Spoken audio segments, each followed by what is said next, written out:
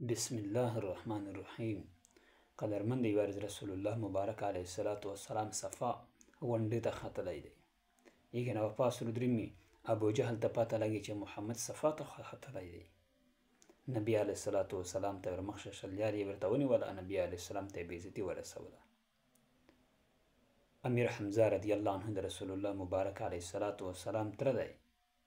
د پاس رودرمی چې کله کور ته ورنږدې شم د کروله ورسره ملاو شه، ورته وویل چې ای ابو عماره، تو ته پته شته چې د تو د وراره سره څه شوي دي؟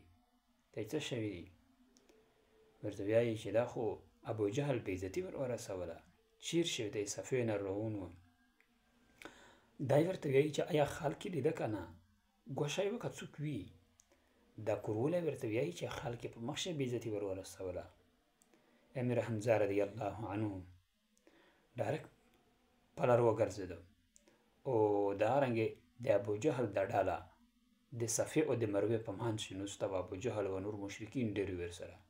امیر حمزه رضی الله عنه ورغی، د کمان یې دا سار ته ولګو، سار یې ور ولګو، وایي چې نن مې داسې تیر وویشته، نن مې داسې شکور وویشته، نن مې داسې وکړل. د منځ کې کمان داسې چک که. ابو جهل یې خبیث یې مثبت په سار باندې ووایي، داسې ووایي چې سار یې زخمي شه. ورته وویل چې او عمرو بن هشام، دا خپل نوم عمرو بن هشام، او عمرو بن هشام، دو ورته خو کمان دی، که بیا د رسول محمد ته په کږې سترګې وکتل، بیا د په تیره باندې مکنډای درنه پرې کوو. او د مکې مشرکینې، خبردار خبردار، مو محمد رسول الله خپل نبي منلی دی، لوسم ازو تیرم تیره، څه کولی شي هغه وکړي. مشرکین ورته وایي ای ابو عماره، ته خو ډېر درین سړی یې، که ته چېرې داسې وکړې لکه چې دا محمد کوي، تو هم کیدای شي موږ مطلب مخالفین شي.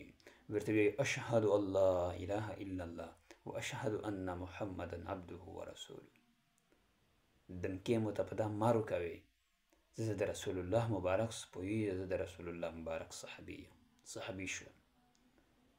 ویس د محمد صلی الله علیه وسلم دفاع او داسې که چې یو خو یې تره یې ولې مطلب مسلمون سپویي چې انشاءالله سره خواشم شي.